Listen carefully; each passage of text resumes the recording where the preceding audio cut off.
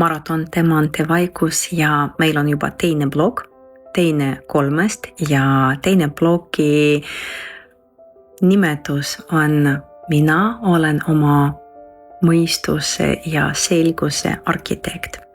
Täna meil on 8. päev ja me alustame seda blogi selle fookusega oma mõttelaadi peale, oma mõistusele, kuidas meie ise valime meie eluviis, millised mõtted meie valime ja selline mõttelaad ei ole lihtsalt emotsioonid või tunned, vaid see on valik, mida ma mõtlen ja kuidas ma ehitan oma mõtted ja hoian fookusi mille peale, millised vastutused ja otsused ma võtan. Selle blogi osas meie fokuseerime meie tähelepanu selle peale, kuidas on edukad ja rikkad inimesed ehitavad oma päeva ja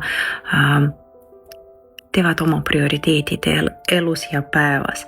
Struktureeritud see osa ja ka kasutame teadlaste uuringud, kuidas vaikus ja hingamine mõjutavad meie mentaalse tervisele ja meie elukvaliteedi peale. Vaikuses sünnib geenius ja aeglased hommikud, see on meie päeva baasvundament. Ja nagu sa tead, Jeff Bezos, tema on Amazoni looja. Tema räägis seda, et tema hommikud algavad vaikuses ja väga rahulikult. Ta võtab tassi kohvi, veedab aega oma perega, lähedastega ja lihtsalt naudib seda aega. Ja tema räägib, et kui on rahulik päeva algus, siis see ei ole luksuslik elu. See on valik elada kvaliteetselt oma elu.